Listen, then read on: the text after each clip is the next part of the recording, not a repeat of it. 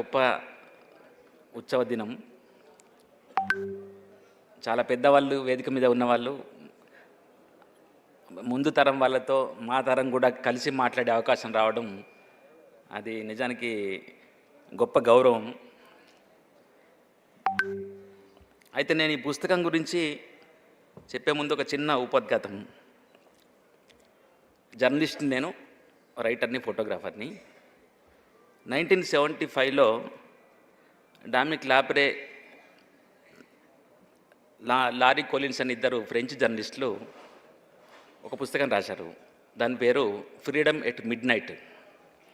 మన భారతదేశానికి స్వాతంత్రం వచ్చిన సంవత్సరం అంటే 1947 నుంచి 48 వరకు ఒక ఏడాదిన్నర కాలంలో ఈ దేశానికి స్వాతంత్రం ఇచ్చేటప్పుడు అధికార మార్పిడి బ్రిటిష్ వాళ్ళ నుంచి మనకు ఎట్లొచ్చింది, తర్వాత భారతదేశము పాకిస్తాన్గా విడిపోవడము, ఈ రెండు దేశాల మధ్య బోర్డర్స్ వేసుకోవడము, సంస్థానాలు మన హైదరాబాద్తో సహా భారతదేశ ప్రభుత్వంలో విలీనం కావడము, ఇట్లాంటి అనేక విషయాల్ని ఆ ఇద్దరు ఫ్రెంచ్ జర్నలిస్టులు రాసే ప్రాసెస్లో ఇక్కడ జరిగిన మత కలహాలు ఇవన్నీ కూడా వాళ్ళు రాశారనమాట.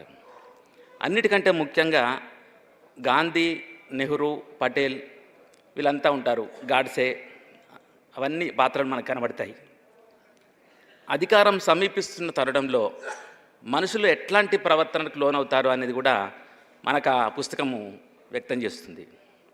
దాన్ని ఈ మధ్య సోనీ టీవీ వాళ్ళు, సోనీ లైవ్లో మీరు ఫ్రీడమ్ ఎట్ మిడ్ నైట్ అనేది ఒక 14 ఎపిసోడ్స్గా 2 సీజన్స్గా ఉన్నాయి, మీరు చూడొచ్చు. చాలా ఆశ్చర్యపోతారు మీరు. అంటే గాంధీ కళ్ళ ముందే నెహ్రూ, పటేళ్ళు ప్రధానమంత్రి అయ్యే దశలో ఉన్నప్పుడు ఎట్లా ప్రవర్తించారు, ఈ దేశం ముక్కలు అవుతుంది అన్నప్పుడు వాళ్ళకి అధికారం కనిపిస్తుంటుంది. కాబోయే ప్రధాని పదవిని చేపట్టే ఒక మనిషి ఎట్లుంటాడు, ప్రధాని పదవి నాకు కాకుండా పోతుంది అనుకున్న పటేల్ గారు ఎట్లుంటారు, నా మాట వినని నా అనుచరులు ఎట్లున్నారని గాంధీ వాపోవడము, వీటన్నిటి మధ్య తన ఐడెంటిటీ కోసం జిన్నా పాకిస్తాన్ గురించి ఆలోచించడము, ఇవన్నీ మనకు కనబడతాయి. అవి చూస్తుంటే ఇవాళ మనకు ఉన్న అందుబాటులో ఉన్న సౌకర్యం కొద్ది టీవీలో ఆ ఎపిసోడ్స్ మీరు చూస్తుంటే తెలంగాణ కూడా మీకు కళ్ళకు కనబడుతుంటుంది. అక్కడ తెలంగాణ రాష్ట్రం తాను ఒక్కడే తెచ్చాడు అని మాట్లాడే కేసీఆర్ మనకు తెలుసు. ఈ రాష్ట్రానికి జాతిపిత తానే కావాలని ఎంతోమందితో రాయించుకున్న విషయం కూడా మనకు తెలుసు. కానీ చిత్రం ఏంటంటే ఆయన 2001లో వచ్చేటప్పటికి ఎంత జరిగిందో మీ అందరికీ తెలుసు. మా తరానికి నేను 96 నుంచి నేను చూస్తున్నాను తెలంగాణ ఉద్యమాన్ని. అంటే అంతకుముందు అంత పెద్ద సోయి లేని వ్యవహారము, అంటే మేము అప్పుడు పిల్లలము. కానీ ఈ పుస్తకం చదివితే ఇది ఆ ఇద్దరు ఫ్రెంచ్ జర్నలిస్టులు రాసిన ఫ్రీడమ్ ఎట్ మిడ్ నైట్ కంటే పెద్ద విస్తీర్ణం గల పుస్తకం ఇది. ఇది అర్ధరాత్రి స్వాతంత్రం గురించి కాదు, ఎప్పటికీ చీకట్లో ఉన్న తెలంగాణ గురించి చెప్తుంది. చాలా దురదృష్టకరం ఏంటంటే ఆయన 1953లో ఇడ్లీ సాంబార్ గో బ్యాక్ నుంచి మొదలు పెడితే నాన్ముల్కి జయశంకర్ సారు ఆ రోజు అందులో లేనే లేడంట. ఆ మాట మనం ఎవరనంటే రాళ్ళతో కొడతారు. కానీ ముచ్చర్ల సత్యనారాయణ గారు అంటున్నారు జయశంకర్ సారు ఆ ఉద్యమంలో లేరని. 1969 మూమెంట్లో కూడా ఆయన కార్యాచరణలో లేరు. నా మాటలు కాదు నేను చెప్తుంది, ఒక జర్నలిస్ట్గా చెప్తున్నాను. కనీసం ఉద్యమకారుడు కూడా చెప్పట్లేదు నేను. చిత్రం ఏంటంటే కుందేలు ముఖ్యము, కుందేల్ని పట్టడం ముఖ్యము, ఎవడైతే ఏ కుక్క అయితే మనకేంది అనే వైఖరి జయశంకర్ సార్ నుంచి తెలంగాణ ప్రజల వరకు కూడా ఉండే మనకు దురదృష్టం కొద్దీ. ఎందుకంటే మన గతం అట్లాంటిది. కానీ ఆ కుందేల్ని పట్టేవాళ్ళు ఎవరో స్పష్టంగా తెలిసిన ఒకే ఒక్క జాతిపిత. ఇది చదివితే మీకు స్పష్టంగా తెలుస్తుంది ఆయన 1950s నుంచే ఎంత స్పష్టంగా ఉన్నారని. ఎవరి చేతుల్లో రాజ్యాధికారం ఉండాలి, పరిపాలన ఉండాలి అనేది ఆ రోజు తెలంగాణ స్వతంత్రం గురించి ఆకాంక్షించినటువంటి ముచ్చర్ల సత్యనారాయణ గారు ఈ పుస్తకం మీరు పూర్తి చేసేటప్పటికి యాదవ్ మహాసభ కార్యక్రమాలు కూడా నిర్వహిస్తూ ఉంటారు. చిత్రం ఏమిటంటే ఇవాళ బీసీ అనేది కులం కాదు, గమనించండి. నేను ఫస్ట్ టైం ఇవాళ వేదిక మీద ఉన్న వాళ్ళని అందరినీ నేను అడగబోతున్నాను. ముచ్చర్ల సత్యనారాయణని గౌరవించడం అంటే నిజాయితీ గల తెలంగాణ వాడిగా ఉండడమే కాదు, బీసీ రిజర్వేషన్లకు మద్దతు తెలపడం కూడా. ఎందుకంటే ఆయన చివరికి ఆయన ఎక్కడికి వచ్చారంటే తన భంగపాటుకు తన ధిక్కారానికి గల కారణమంతా కూడా తన కులంలో ఉంది, తన వెనుకబడిన వర్గంలో ఉంది, తన తెలంగాణలో ఉంది. మినిస్టర్గా చేశారని మనం మాట్లాడుతున్నాము. మినిస్టర్గా ఆయన రిజైన్ ఎందుకు చేశారన్నది మనం మాట్లాడుకోవాల్సిన విషయం ఈ పుస్తకం చెప్తుంది. ఎన్టీ రామారావు గారు ఎంత దుర్మార్గుడో ఈ పుస్తకం చెప్తుంది. ఒక కలర్ టీవీ ఇంట్లోకి తెచ్చుకుంటే మినిస్టరు కాగితాలు చూపించవలసిన పరిస్థితిలో ముచ్చర్ల సత్యనారాయణ ఉన్నారు ఆ రోజు. తెలుసా మీకు అది? ఇంట్లో మినిస్టర్ అయిన తర్వాత కలర్ టీవీ కొనుక్కుంటే అవినీతికి పాల్పడినాడు అన్నట్టుగా రామారావు గారు చూశారంట. ఒక మిత్రుడు అంబాసిడర్ కారు కొనుక్కొని యాదగిరిగుట్టకు తీసుకెళ్తే జవాబు చెప్పుకోవాల్సిన పరిస్థితిలో ముచ్చర్ల సత్యనారాయణ గారు ఆ రోజుల్లో ఉండిరి. దాంతో ఆయన ఆఖరికి వరంగల్ జిల్లాలో కమ్మ కులస్తులు ఇక్కడికి ఎట్లయితే వలస వచ్చారో ఆ వ్యక్తి వలసదారుడిని జిల్లా పార్టీ అధ్యక్షుడిగా భరించవలసిన పరిస్థితిలో ముచ్చర్ల సత్యనారాయణ గారు ఉండిరి అప్పుడు. వీటన్నిటి నేపథ్యంలో ఎన్టీ రామారావు గారి నుంచి దూరం జరిగారు ఆయన. కానీ ఇవాళ రేవంత్ రెడ్డి గారు ఎన్టీ రామారావు గురించి ఏం మాట్లాడుతున్నారో మీకు తెలుసు. మొన్న మాట్లాడారు ఆయన. కేసీఆర్ పట్ల మనకేమీ భ్రమలు లేవు, తేలిపోయాయి. కానీ ఇప్పుడు రేవంత్ రెడ్డి పట్ల ఏమిటి పరిస్థితి? విశేషం ఏమిటంటే ఇది 1930s స్టార్ట్ అవుతుంది. ఆయన పుట్టినప్పుడు చెరువుల నుంచి మొదలు పెడతారు తను ఎక్కడ పుట్టారని పుస్తకం.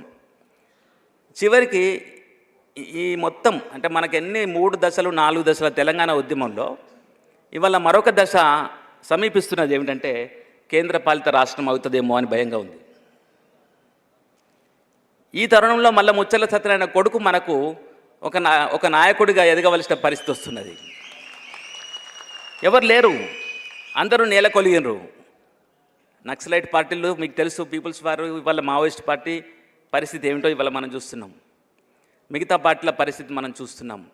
వీరన్న లాంటి వాళ్ళ పరిస్థితి అందరు చూసినాం. వాళ్ళ పిల్లలు పెద్దగా అయిపోయారు. భవిష్యత్తు ఇవాళ ఎట్లుందంటే కేసీఆర్ వాళ్ళ కుటుంబము ఒక మాట చెప్పుకోవాలి. ఈసారి ఎన్నికల్లో ఓడిపోతే ఏమవుతుంది అని కేటీఆర్ గారు ఏమంటారంటే, మేము ఇంట్లో ఉంటాం, మాకేమైంది, మేము ఓడిపోతే నష్టపోయేది ఎవరు అనే ఒక లీడరు తెలంగాణలో ఉంటే ఏంటి మన పరిస్థితి? తెలంగాణ ఆయనకు సంబంధించింది కాదా? ఫామ్ హౌస్లో ఉంటున్నారు ఒక ఆయన. అంటే తను తెలంగాణ ఏమైనా సరే అధికారం మాత్రమే కావాలనుకుంటున్నట్టే కదా. పోనీ కవిత గారు ఏమంటున్నారు ఇప్పుడు? నేను అధికారంలోకి వస్తా అంటున్నారమే. మొన్న రాజకీయాల్లోకి వచ్చింది. వీళ్ళంతా నా జూనియర్స్, కేటీఆర్, కవిత వీళ్ళంతా నా జూనియర్సు. నేను బతుకమ్మ ఎడిటర్గా ఉన్నప్పుడు పుస్తకాలు కావాలని నాకు మెసేజ్ పెడితే, కవిత అన్న పేరుతో నాకు మెసేజ్ వస్తే నాకు తెలియదు కదా. ఫోన్ చేసి, అమ్మ మరి నేను ఒక పత్రికలో పనిచేస్తున్నా ఈ మధ్య, మీరు వచ్చి తీసుకోగలిగితే మంచిది, ఒక సెట్ ఆఫ్ సామాన్య శాస్త్రం బుక్స్ ఇస్తానంటే అప్పుడు తెలిసింది ఆ కవిత కల్వకుంట్ల కవిత గారని. ఇట్లాంటి పిల్లలు ఇవాళ మనకు నాయకులు అయిపోయి, నా నియోజకవర్గానికి ఎమ్మెల్యేలు అయిపోయి, నా రాష్ట్రానికి ముఖ్యమంత్రులు అయిపోయి, అదే దుచ్చల సత్యనారాయణ గారి రాష్ట్రానికి వీళ్ళంతా వలసాంధ్రులు. చాలా స్పష్టంగా ఇందులో ఒక అధ్యాయంలో ముచ్చర్ల సత్యనారాయణ గారు ఏమి అభిప్రాయపడ్డారంటే, చూస్తుంటే కేసీఆర్ గారు ఆంధ్ర వాళ్ళు తమ ఆస్తుల్ని కాపాడుకోవడానికి ఒక సేఫ్టీ వాల్వ్ లాగా ప్రయోగించారా అంటున్నారు. ఎంత పెద్ద మాట అది! అటువంటి నాయకుడు తన మీద మరి మచ్చ రాకుండా చూసుకోవాల్సిన పని మరి 10 ఏళ్ళ నుంచి చేయలేదు. వాళ్ళ కొడుకు అధికారమే కావాలంటున్నాడు, కూతురు అధికారమే కావాలంటుంది. పృథ్వీరాజ్ గారు చాలా విషాదం ఏంటంటే, బయటకు వెళ్తే ఎస్పీ బాలసుబ్రహ్మణ్యం చుట్టూ సెక్యూరిటీ తన వల్లనే కదా. ఇవాళ ఆయన ఒక్కటే మనకు రక్షణ. చాలా విచారకరము. అందుకే నేను ఒక వ్యాసం రాస్తూ నేను చాలా బాధగా ఒక హెడ్డింగ్ పెట్టాను. ఏంటంటే, ముచ్చర్ల సత్యనారాయణ గారు ఆయన ధిక్కార స్వరం కాదు అన్నాను. ధిక్కార స్వరం ఎప్పుడవుతుంది? మనందరం నోరు మూసుకున్నప్పుడు ఒక్కడు మాట్లాడితే ఆ ధిక్కార స్వరంగా అవుతుంది. తెలంగాణలో మనందరి తరఫున ఒక్కడే నిలబడ్డాడు. ఆ దురదృష్టం మనది. ఆ రోజు నుంచి ఇప్పటిదాకా ఇప్పుడు ఆయన రూపంలో మనకు పృథ్వీరాజు ఒక ప్రతీకగా అనుకుంటే, ఇది ధిక్కార స్వరం కాదు, ఇది ఒక ఒడవని ముచ్చట మనకు సాగుతున్నది. మోహన్ ఋషి ఆ పేరు పెట్టాడు, ఒడవని ముచ్చట అని, జయశంకర్ సార్ ఆత్మకథకు. కాబట్టి వాళ్ళ నా బాధ అంతా ఏమిటంటే, ధిక్కారం అనే పరిస్థితి ఒక భయంకరమైనటువంటి విక్టిమైజేషన్. అది ఒక పిల్లి పులి కావడాన్ని మనం ఎప్పుడూ ఆహ్వానించొద్దు. పిల్లి పిల్లిలాగానే ఉండాలి. దాన్ని మనం గదిలో వేసి బంధిస్తే అది పులి అయితే దాన్ని ధిక్కారం అని ఎందుకు అనుకోవాలా? ఆయన ఎంత అద్భుతమైన నాయకుడో ఈ పుస్తకం అంతా చెప్తుంది. సర్పంచ్గా పనిచేశాడు, బ్లాక్ సమితి ప్రెసిడెంట్గా పనిచేశాడు, మినిస్టర్ అయినప్పుడు చాలా ఇబ్బందులు పడ్డాడు, కింది స్థాయి ప్రజలతో ఉన్నప్పుడు ఇబ్బంది పడలేదు, పెద్ద స్థాయికి పోయినప్పుడు ఇబ్బంది పడ్డాడు. చివరికి చంద్రబాబు నాయుడు ఎన్ రామారావుతో ఘర్షణ పడి బయటకు వచ్చిండు, చంద్రబాబుతో ఘర్షణ పడ్డాడు. ఆ తర్వాత ఆయన ఎంత గొప్ప విషయం చేసిండంటే, ఆఖరికి రామారావు గారిని ఎదిరించడానికి నాదెండ్ల భాస్కర్ రావుతో కలిసి పనిచేశాడు. అంటే ఆయన ధిక్కారము అనివార్యత. ఇది మీరు అందరూ గుర్తుపెట్టుకోవాల్సింది ఏంటంటే, మనం ధిక్కారంగా ఉండొద్దు. సంతోషంగా అందరం మాట్లాడినప్పుడు ఎవడు ధిక్కారంగా ఉండాల్సిన పని ఉండదు. ఒక్కడే మాట్లాడితే పృథ్వీరాజ్ లాంటి వాడు శుభలేఖ సుధాకర్ మీద ఎగురుతుంటే టీవీలలో చూసినాం మనము. అది విషాదం అంటే. కాబట్టి ఇవాళ మనం ప్రేక్షక పాత్ర వహించే స్థితిలో నుంచి కార్యాచరణలోకి రావాల్సినటువంటి అనివార్యత తెలంగాణ సమాజంలో ఇంకెక్కువ ఉన్నది. ఇవాళ జయదేవ్ తిరుమలరావు గారి గురించి ఒక 5-6 కూడా ఓ 10 మంది మిత్రులే మాట్లాడుతుంటాము. రేపొద్దున ఇంకా ఎవరేం చేసినా, నేను సామాన్య శాస్త్రం అని, నేను కథా కార్ఖాన, నేను ఒకటి చేస్తున్నా, దిక్కురు దివానం లేదు. నేను ఇంకొక మాట చెప్తున్నాను, ఇవాళ మీ అందరూ ఈ స్టేజ్ మీదకి తీసుకురావడానికి కారణం పి చంద్ గారు. వారికి నేను పాదాబంధనం చేస్తున్నాను. ఆయన కనుక ఈ పుస్తకం రాయకపోతే ఈ తెలంగాణ సమాజం ఎన్నటి కూడా కళ్ళు తెరిచేది కాదు. దయచేసి పృథ్వీరాజ్ గారు దీన్ని ఒక 1,00,000 కాపీలు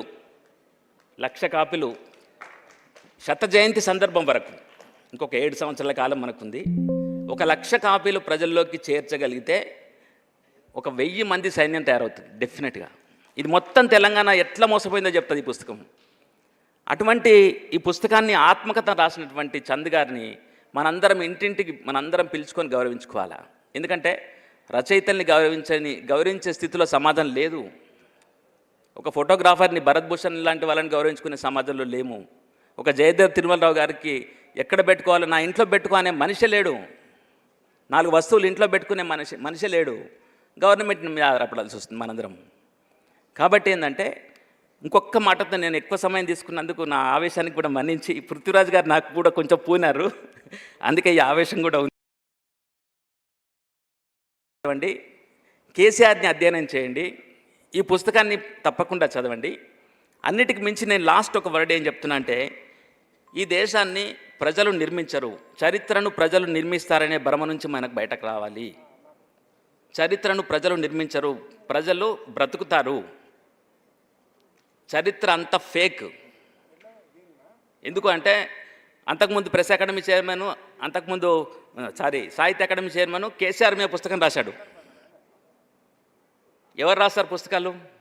అధికారం ఎవరి చేతిలో ఉంటే వాడు పుస్తకం రాస్తే అది చరిత్ర. అంటే చరిత్ర ఫేకా కాదా? ఈ పుస్తకం ఏ అధికారం రాశాడు? తిరుమలరావు గారు ఏ అధికారంతో చేస్తున్నారు? కాబట్టి దయచేసి మీరు చరిత్ర అన్న పదాన్ని తీసేసి జీవితాల గురించి ఆలోచించండి. జీవితాన్ని రచించే వాళ్లకు మీరు సహకరించండి. మీ ఇంట్లో ఉండే మీ అమ్మ, నాన్న, మేనమామ, ఇంతకుముందు వెంకటరెడ్డి గారు అన్నట్టు మీ ఊర్లో ఉండే ఒక సత్తయ్యను బతికించండి. పుస్తకం రాసే వాళ్ళను, విలేకరులను, వీళ్ళందరినీ గౌరవించండి. చివరిగా నాకు ప్రెస్ అకాడమీకి ఒక చిన్న విజ్ఞప్తి చేయదలుచుకున్నాను. దేవులపల్లి అమ్మర్ గారు మనం చూసినాము, మన ఆత్మీయులు వీళ్ళంతా సోదరులే. ఒక proof reader press academy chairman అయ్యాడు ఈ దేశంలో, ఈ రాష్ట్రంలో. ఎవరి స్ఫూర్తితో? ప్రూఫ్ రీడర్ చూసినందుకు ప్రెస్ అకాడమీకి 2 సార్లు చైర్మన్ అయినటువంటి అమర్ గారు ఉన్న దేశంలో. నేనేమంటున్నానంటే, ఆ ప్రెస్ అకాడమీ, వాళ్ళ తెలంగాణ ప్రెస్ అకాడమీ, ఒక జర్నలిస్టు, ఒక ఎడిటరు, ఒక పబ్లిషర్ అయినటువంటి జై తెలంగాణ ముచ్చర్ల సత్యనారాయణ గారి మీద వాళ్ళు ఏ కార్యక్రమం ఏడాదికి ఒకసారి తీసుకుంటారో మనం అడగాలి. ప్రెస్ అకాడమీకే ముచ్చర్ల సత్యనారాయణ గారి పేరు పెడతామా? లేదంటే ప్రతి సంవత్సరము ఇవాళ గజ్జల మల్లారెడ్డి గారి పురస్కారము సార్కి ప్రకటించారు, మన రామచంద్రమూర్తి గారు ఇంతకుముందు వెళ్ళిపోయారు. ఎవరెవరో పేరు మీద, గొప్ప జర్నలిస్టుల పేర్ల మీద మనం అందుకుంటున్నాము. మనకు జై తెలంగాణ ఎడిటర్ పురస్కారం నాలాంటి వాడు వస్తే నేను ఫస్ట్ ఇంతవరకు అవార్డులు తీసుకోలేదు. ఎందుకు తీసుకోవట్లేదంటే తీసుకుంటే సంతోషం ఉండట్లేదు. అందుకే ఏ అవార్డులు ఏ పురస్కారాలు తీసుకోకుండా బతుకుతున్నాము చాలామంది మాలాంటి వాళ్ళం.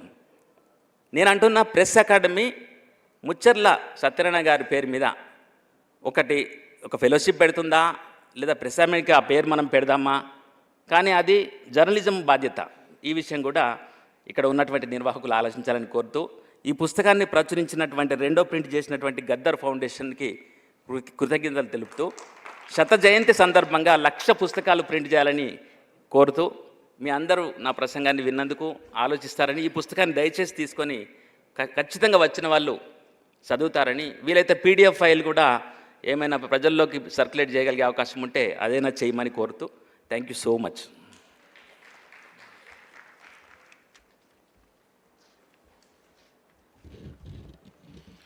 థ్యాంక్స్ అన్న.